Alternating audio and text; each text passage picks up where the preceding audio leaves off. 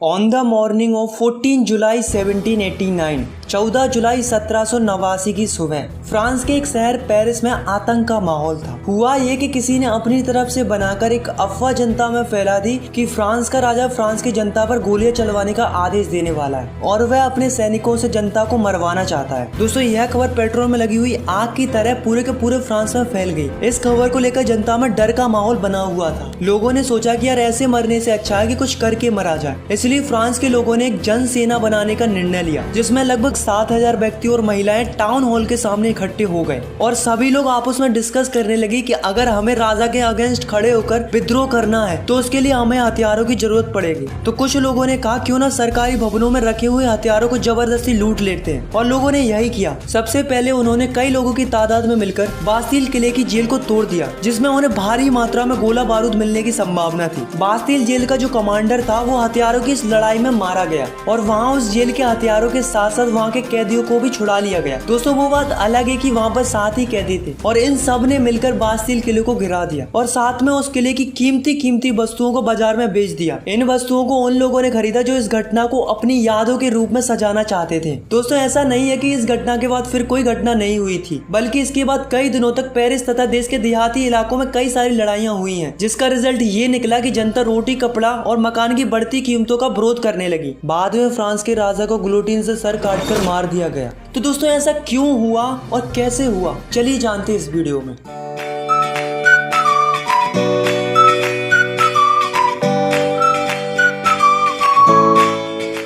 तो दोस्तों, इसे जानने के लिए हमें जाना पड़ेगा 18वीं सदी में। तो दोस्तों, चलते हैं France society during the late 18th century. तो दोस्तों, ये बात है 1774 की, जब बूर्बो राजवंश का लुईस 16 नामक राजा राजगद्दी पर बैठा। जब उसकी उम्र मात्र 20 वर्ष की थी, उसका विवाह ऑस्ट्रेलिया की राजकुमारी मैरी एंटोनिएट से करवा दिया गया। बहुत दिनों से युद्धों के कारण उसके महल का खजाना खाली पड़ा हुआ था और बर्सेल के महल की शान शौकत बनाए रखने के लिए राजा को पैसे की जरूरत तो थी। और लुईस 16 के शासन काल में ब्रिटेन से अमेरिका की 13 कॉलोनीज को छुड़ाने के लिए मदद की थी, जिसके कारण फ्रांस के ऊपर 1 बिलियन लिब्रे से भी अधिक कर्ज हो चुका था और 2 बिलियन लिब्रों का कर्ज पहले से था। अब जो कर्जदार थे वो राजा से 10% इंटरेस्ट के साथ मांग करने लगे। इधर राजा के सामने कर्ज की चिंता, ऊपर से सेना का खर्च, राज दरबार का खर्च, सरकारी कार्यालयों का खर्च, विद्यालयों को चलाने का खर्च, इन सब की चिंताएं फ्रांस के राजा को सताने लगी। तो जो फ्रांस का राजा था लुईस 16, उसने क्या किया कि जो फ्रांस के लोगों के ऊपर टैक्स बढ़ा दिया। तो दोस्तों, 18th सेंचुरी में फ्रांस 3 स्टेट्स में बटा हुआ था। पहला स्टेट था क्लर्जी, मतलब वो लोग जो चर्च में काम करते थे। दूसरा स्टेट था नोबेलिटी, मतलब जिसमें राजा और राजा का परिवार आता था। और थर्ड था जिसमें बचे हुए सारे लोग आते थे, जैसे कि जो बड़े बड़े बिजनेसमैन थे, मर्चेंट्स थे, लॉयर थे, किसान थे, मजदूर थे। इस तरीके के लोग थर्ड स्टेट में आते थे। फ्रांस की पूरी जनसंख्या में से 90% किसान थे। तो इसका मतलब ये मत समझना कि इनके पास सबसे ज्यादा जमीन थी, बल्कि ये तो नाम के ही किसान थे। 60% जमीन तो फर्स्ट और सेकंड स्टेट के लोगों के पास थी, और जो थर्ड स्टेट था उसमें कुछ ही लोगों के पास जमीन होती थी जो कि काफी ज्यादा अमीर होते थे। अब दोस्तों, जो पहले और दूसरे स्टेट के लोग थे वो चैन से जी रहे थे, क्योंकि उन्हें कोई भी टैक्स पे नहीं करना पड़ता था। और दूसरी तरफ थर्ड स्टेट के लोगों को सारे के सारे टैक्सेस भरने पड़ते थे, जैसे कि जो टैक्स किसानों के द्वारा चर्च में जाता था उसे हम टिथ कहते थे। ये टैक्स फसल का 10वां हिस्सा होता था और इसे धार्मिक टैक्स भी कहा जाता था। और तो और दोस्तों, राजा ने रोजाना उपयोग में आने वाली सामग्री पर भी टैक्स स्टार्ट कर दिया था, जैसे कि तंबाकू, नमक। तो दोस्तों, इस प्रकार राजा ने महल के सारे खर्च जनता के ऊपर डाल दिए थे और राजा उनसे जबरदस्ती टैक्स वसूलने लगा। और उसे भरते कौन थे? मात्र थर्ड स्टेट के लोग। तो दोस्तों, 1715 में फ्रांस की पॉपुलेशन थी 2.3 करोड़ और 1789 में फ्रांस की पॉपुलेशन बढ़कर हो गई 2.8 करोड़। तो आप देख सकते हो कि जो फ्रांस की पॉपुलेशन थी वो कंटिन्यूअसली बढ़ती जा रही थी। अब आप खुद ही सोचो, अगर पॉपुलेशन बढ़ेगी तो उनकी डिमांड भी बढ़ेगी, क्योंकि फसल की पैदावार तो उतनी ही थी, मगर पॉपुलेशन के बढ़ते लोगों को ज्यादा फूड की रिक्वायरमेंट थी। इसलिए फ्रांस के लोग भूखे मरने लगे, उन्हें खाने के लिए स्ट्रगल करना पड़ता था। इसके चलते पूरे फ्रांस में महंगाई बढ़ गई, गरीब और गरीब होते गए और अमीर होते गए। ऐसा नहीं है दोस्तों कि लोगों ने इसका विरोध नहीं किया, बल्कि विरोध किया था, बल्कि काफी बड़ा रिवोल्ट किया था, पर वो उतना इफेक्टिव साबित नहीं हुआ, क्योंकि लोगों के पास तब ना पैसा था और ना ही लोगों के पास एजुकेशन थी। ऐसे में उनकी बात सुनने वाला कोई नहीं था। अब जैसे जैसे समय निकलता जा रहा था, लोगों की इनकम बढ़ती जा रही थी, लोग एजुकेट होते जा रहे थे, उन्हें नए नए आइडियाज आने लगे लगे, तब लोगों को रियलाइज होने लगा कि हमारे साथ तो ये गलत हो रहा है। अब जो एजुकेटेड लोग थे उनका मानना ये था कि लोगों को अधिकार उनके जन्म से नहीं बल्कि उनकी समाज में क्या योग्यता है इस आधार पर मिलने चाहिए। ऐसे ही जॉन लॉकी और जॉन जाक रूसो नाम के दो फिलोसोफर थे। इनका भी यही मानना ये था कि एक ऐसी सोसाइटी होनी चाहिए जहाँ पर सबको फ्रीडम हो और सारे के सारे कानून सबके लिए बराबर होने चाहिए और गवर्नमेंट ऐसी होनी चाहिए जो जनता की बात सुने। इसके ऊपर जॉन लॉकी ने अपनी किताब टू ट्रीटाइज ऑफ गवर्नमेंट में भी मोनार्ची गवर्नमेंट का जम के विरोध किया था। अब दोस्तों टैक्स तो पहले से ही बढ़ा हुआ था, ऊपर से महंगाई भी इतनी बढ़ गई थी कि लोगों को खाना भी नसीब नहीं हो रहा था। फिर क्या था दोस्तों, जनता राजा पर भड़क गई और यहीं से शुरू हुआ एक रिवॉल्यूशन। तो दोस्तों जैसा कि आप सभी को पता चल ही गया होगा कि लुई 16 का खजाना खाली हो चुका था, कर्जदारों की मांग बढ़ गई थी और उसको चुकाने के लिए राजा ने जनता पर टैक्स बढ़ा दिए थे। पर क्या आपको पता है कि प्राचीन राजतंत्र के अनुसार कोई भी फ्रांस का राजा अपनी मर्जी से टैक्स नहीं बढ़ा सकता था। इसके लिए उसे स्टेट जनरल की मीटिंग बुलाकर नए टैक्सों के प्रपोजल्स पर मंजूरी लेनी पड़ती थी। तो दोस्तों अब आप सोच रहे होंगे कि स्टेट जनरल क्या होती थी। तो दोस्तों स्टेट जनरल एक ऐसी पॉलिटिकल बॉडी थी जिसमें तीनों स्टेट अपने अपने स्टेट से रिप्रेजेंटेटिव भेजते थे, लेकिन केवल राजा ही तय करता था कि ये मीटिंग कब बुलाई जानी चाहिए। तो दोस्तों इसकी लास्ट मीटिंग 1614 में बुलाई गई थी, लेकिन फिर उसके बाद लुई 16 ने 5 मई 1789 को नए टैक्स बढ़ाने के लिए मीटिंग बुलाई, जिसमें फर्स्ट और सेकंड स्टेट ने 300 रिप्रेजेंटेटिव भेजे और जो थर्ड स्टेट था उसने 600 रिप्रेजेंटेटिव भेजे। अब दोस्तों इस सभा में किसानों तथा कारीगरों को अंदर जाने की परमिशन नहीं थी। तो दोस्तों इन्होंने क्या किया कि 4000 पत्रों में अपनी शिकायतें और मांगे लिखकर असेंबली में भेज दी। लेकिन दोस्तों असेंबली के अकॉर्डिंग हर एक स्टेट को केवल एक एक वोट डालने का ही अधिकार था। पर अब की बार क्या हुआ कि जो थर्ड स्टेट के लोग थे उन्हें ये मंजूर नहीं था, क्योंकि वो चाहते थे कि पूरी की पूरी असेंबली वोटिंग करे, केवल 3 ही वोट पर फैसला नहीं दिया जाना चाहिए। लेकिन जो लुई 16 था उसे ये प्रस्ताव स्वीकार नहीं था। राजा ने इस थर्ड स्टेट के प्रपोजल को नहीं माना, जिसके कारण क्या हुआ कि जो थर्ड स्टेट के लोग थे वो निराश होकर असेंबली के बाहर चले गए और यही सभी लोग 20 जून को वर्साई के इंडोर टेनिस कोर्ट में जमा हुए। इन सब लोगों ने मिलकर एक डिसीजन लिया कि जब तक हम एक ऐसा कॉन्स्टिट्यूशन नहीं बना लेते जिसमें राजा के पास कम पावर हो, तब तक हम सब लोग मिलकर स्ट्रगल करते रहेंगे और राजा के खिलाफ लड़ते रहेंगे। उन्होंने अपने आप को एक नेशनल असेंबली घोषित कर लिया था। दोस्तों उस असेंबली के 2 लीडर बनाए गए, पहला था मिराबियू और दूसरा था एबेशियस। इन दोनों ने असेंबली को लीड किया। दूसरी तरफ फ्रांस में कड़ाके की ठंड पड़ रही थी, जिसके कारण क्या हुआ कि फ्रांस की जो अधिकतम फसल थी वो मारी गई। लोगों में भुखमरी इतनी बढ़ गई थी कि औरतों ने जबरदस्ती खाने पीने की चीजों को दुकानदारों से छीन लिया। यह देखकर राजा ने सेना को आदेश दे दिया कि तुम शहर में प्रवेश करो। जैसे ही सेना ने शहर में प्रवेश किया तो लोगों में हड़कंप मच गया। फिर क्या था दोस्तों, लोगों की भीड़ ने 14 जुलाई को बास्टील के किले पर धावा बोल दिया, क्योंकि गांव-गांव में अफवाह फैल रही थी कि राजा ने किसानों की फसलें बर्बाद करने के लिए बाहर से कुछ लोगों को बुलाया है। अब टैक्सों की आग तो पहले से लगी हुई थी, अब लगी हुई आग पर राजा की अफवाह ने पेट्रोल का काम और कर दिया, जिससे किसानों ने गाँव के सरकारी अन्य भंडारों को लूट लिया और साथ में टैक्सों से संबंधित डॉक्यूमेंट्सों को भी जला दिया। आखिर में विरोधी प्रजा की ताकत का अंदाजा लगाकर राजा ने नेशनल असेंबली को मान्यता दे दी। तो दोस्तों आपको तो पता है कि जो नेशनल असेंबली थी वो क्या चाहती थी कि राजा की पावर लिमिटेड कर दी जाए। तो फाइनली 4 अगस्त 1789 की रात को नेशनल असेंबली ने एक ऑर्डर पास किया, जिसमें फर्स्ट स्टेट के लोगों से कहा गया कि आप चर्च के नाम पर जो जमीन लिए हुए हैं उसे वापस कर दें और जो चर्च में फसल का 10वां हिस्सा टैक्स के रूप में दिया जाता था, यानी कि धार्मिक टैक्स टिथ को बंद कर दिया जाए। जिससे क्या हुआ कि गवर्नमेंट को 2 बिलियन लिब्रो का फायदा हुआ। अब धीरे धीरे नेशनल असेंबली ने 1791 में एक नया कॉन्स्टिट्यूशन तैयार कर लिया, जिसमें राजा की पावरों को लिमिटेड कर दिया था और साथ में गवर्नमेंट को 3 हिस्सों में बांट दिया।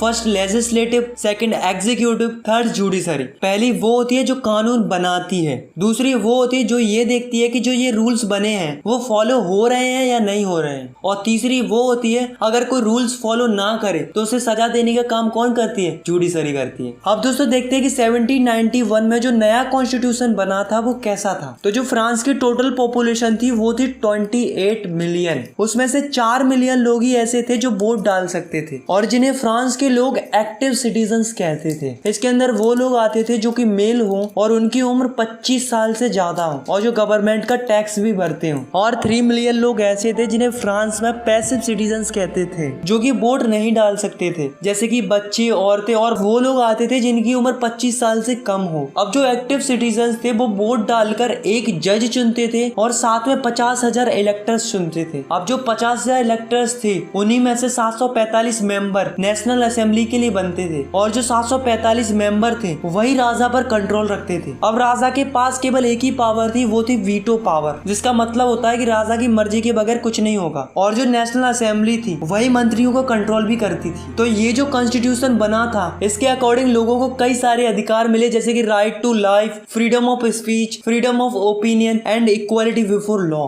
अब दोस्तों राजा ने हाँ तो कर दिया था कि वो कॉन्स्टिट्यूशन को मान रहा है, लेकिन वास्तव में वो नहीं चाहता था कि उसकी पावर कम हो। उसने अपने आसपास के देशों के साथ मिलकर सीक्रेट प्लान्स किए, लेकिन राजा और आसपास के देश कुछ कर पाते इससे पहले ही नेशनल असेंबली ने प्रूसिया और ऑस्ट्रेलिया के अगेंस्ट 1789 में वॉर डिक्लेयर कर दिया, जिससे फ्रांस के हजारों यंग मैन सेना के अंदर भर्ती होने लगे। सभी देशभक्ति के गीत गाने लगे। तो दोस्तों उस वॉर में काफी ज्यादा लोग मारे गए थे, उसके साथ साथ काफी ज्यादा मनी का भी लॉस हुआ था। तो दोस्तों 1791 में जो कॉन्स्टिट्यूशन बनाया गया था इसमें धनवानों को ज्यादा इम्पोर्टेंट माना गया था और जो गरीब थे, किसान थे, उनको कम महत्व दिया गया था। तो लोगों ने क्या किया, अपनी आवाज सुनाने के लिए पॉलिटिकल क्लब्स बनाए। तो ये क्या होते हैं, तो ये वो होते हैं जिसमें अलग अलग विचारों के लोग अपनी अलग अलग बातों को बताते हैं ताकि उनकी बातों पर गवर्नमेंट ध्यान दे और उनकी बातें भी सुनी जाए। ऐसे ही एक क्लब था जिसका नाम था जोकोविन क्लब, जिसका लीडर था मैक्सिमिलियन रॉबेस्पियर। अब जो इस क्लब के लोग थे उनकी कुछ अलग ही प्रकार की ड्रेस थी। इस क्लब वाले लोगों को सुगुलत भी कहा जाता था। दोस्तों जब ब्रेड का प्राइस बढ़ने लगा तो महंगाई को देखकर इस क्लब वाले लोगों ने जैकोबिन क्लब में एक प्लान बनाया और एक ऐसी योजना बनाई कि राजा को महल में ही घुसकर राजा को बंदी बना लिया जाए। तो दोस्तों इन क्लब वालों ने क्या किया कि 10 अगस्त को टुलेरियस के महल में धावा बोल दिया, जिसमें राजा के कई सारे सैनिक मारे गए। बाद में राजा और राजा के परिवार के सदस्यों को जेल में डाल दिया गया, मतलब उन्हें बंदी बना लिया था। और फिर नेशनल असेंबली ने चुनाव कराए। फाइनली 21 सितंबर 1792 को राजाशाही राजतंत्र का अंत कर दिया गया और फिर मोनार्ची सिस्टम खत्म हुआ और एक नया रिपब्लिक सिस्टम यानी कि वोट डालने का सिलसिला शुरू हुआ। अब जो फ्रांस था वो एक रिपब्लिक कंट्री बन चुका था और जो लुई 16 था जो बंदी बना लिया गया था उसे राजद्रोह के आरोप में मौत की सजा सुना दी गई। फाइनली 21 जनवरी 1793 को प्लेस दी कॉन्कार्ड में राजा को ग्लोटिन से सर काट कर मार दिया गया और सबको वोट डालने का अधिकार मिल गया। अब जो जोकोविन क्लब की जो सरकार थी यानी कि रोबेस्पियर की सरकार, वो क्या करने लगी कि फ्रांस में जो भी गणतंत्र के खिलाफ होता, चाहे वह उसकी स्वयं की पार्टी का ही क्यों ना हो, उसे जेल में डालकर मुकदमा चलाया जाता था और दोषी पाए जाने पर गुलोटिन पर चढ़ाकर उसका सर कलम कर दिया जाता था। पर जो जैकोबिन क्लब था उसने कम काबिल तारीफ किया था, वो थी एबोलिशन ऑफ स्लेवरी। तो ये स्लेवरी क्या थी, तो दोस्तों फ्रांस की जो कॉलोनी थी कैरिबियन में, Martinique, Guadeloupe and San Domingo, तो यहाँ से क्या होता कि कई सारी चीजें इंपोर्ट होकर फ्रांस के अंदर आती थी, जैसे कि तंबाकू, इंडिगो, शुगर, कॉफी। तो इस तरीके की चीजें यहाँ से फ्रांस के अंदर आती थी। पर प्रॉब्लम क्या थी कि इन चीजों को बनाने के लिए वहाँ पर कई सारी लेबर्स की जरूरत पड़ती थी और यहाँ से काम करने के लिए वहाँ जाने के लिए कोई तैयारी नहीं था। तो इसके लिए जो फ्रांस के ट्रेडर्स होते थे वो क्या करते थे, पहले तो ट्रेडर्स फ्रांस से निकलते थे और अफ्रीकन कोस्ट तक जाते थे और फिर वहाँ से लोगों को खरीदा जाता था और उन्हें हाथों में हथकड़ियां डालकर अटलांटिक महासागर से होकर करेबियाई देशों तक ले जाया जाता था। वहाँ पर उनसे जबरदस्ती काम कराया जाता था। फिर वहाँ से इंडिगो, तंबाकू, शुगर, कॉफी ये सब वापस फ्रांस में लाया जाता था। अब दोस्तों नेशनल असेंबली में ये बात तय हुई थी कि दास प्रथा को खत्म कर दिया जाए, पर यह नहीं हुआ। ऊपर से रोबेस्पियर सरकार ने चर्चों को बंद करवा दिया और उनकी जगह सरकारी दफ्तर और बैराक बनवा दिए गए। अब जो जोकोविन क्लब का जो लीडर था रोबेस्पियर, वो अपनी मनमर्जी करने लगा और लगातार देशों से मजदूरों को खरीदता और बेचने लगा और लगातार लोगों को खरीदा और बेचा जाने लगा। तो दोस्तों इसके साथ भी वही हुआ जो सबके साथ होता आया है। तो 1794 में उसे दोषी घोषित कर दिया गया और उसे गिरफ्तार करके ग्लोटिन पर चढ़ाकर उसका सर कलम कर दिया। और दोस्तों यहाँ से जैकोबिन क्लब का एंड हो गया। दोस्तों बास्तिल किले के इंसिडेंट के बाद 1789 की गर्मियों में एक महत्वपूर्ण कानून लागू हुआ था कि कोई भी बुक या न्यूज़पेपर या स्टेज परफॉर्मेंस, नाटक, सत्संग, जुलूस बिना राजा के अधिकारियों की परमिशन के बगैर नहीं किए जा सकते थे। पहले उनसे मंजूरी लेनी पड़ती थी। अब वो सेंसरशिप हटा दी गई थी। अब फ्रांस में सब लोग स्वतंत्र थे, वो कुछ भी छाप सकते थे, dance program, song, stage program, जुलूस कर सकते थे। अब उन्हें किसी की भी परमिशन लेने की कोई जरूरत नहीं थी। अब जो अमीर लोग थे उन्होंने गवर्नमेंट की पावर को अपने हाथ में ले ली। फिर उसके बाद एक नया कॉन्स्टिट्यूशन बना, फिर उसके अनुसार जिसके पास ज्यादा पैसा होगा वही वोट कर सकता था। इस कॉन्स्टिट्यूशन के अकॉर्डिंग 2 लेजिस्लेटिव काउंसिल बनाई गई। इन दोनों काउंसिल का काम था कि 5 मेंबर की बॉडी बनाना, यानी कि एक दूसरे में तकरार होने लगी, जिसका फायदा नेपोलियन बोनापार्ट ने उठाया। 1804 में फ्रांस का एक नया राजा बना जिसका नाम था नेपोलियन बोनापार्ट। नेपोलियन ने पहले तो यूरोप के लिए बहुत कुछ किया तो लोगों को लगा अच्छा है, लेकिन बाद में पता चला कि नेपोलियन तो बहुत ही क्रूअल किंग था। फाइनली 1815 में वाटरलू की लड़ाई में नेपोलियन हार गया। तो दोस्तों आपकी क्लास 9th में इतना ही है। अगर आपको ये वीडियो पसंद आई तो यार वीडियो को लाइक करो, चैनल को सब्सक्राइब करो और भी क्लास 9th की वीडियोस आगे देखने के लिए। अगर आपको कुछ भी डाउट है या फिर कुछ भी पूछना है तो आप मुझे नीचे कमेंट कर सकते हो, मैं आपके कमेंट का रिप्लाई देने की पूरी कोशिश करूंगा। Thanks for watching, take care, bye bye.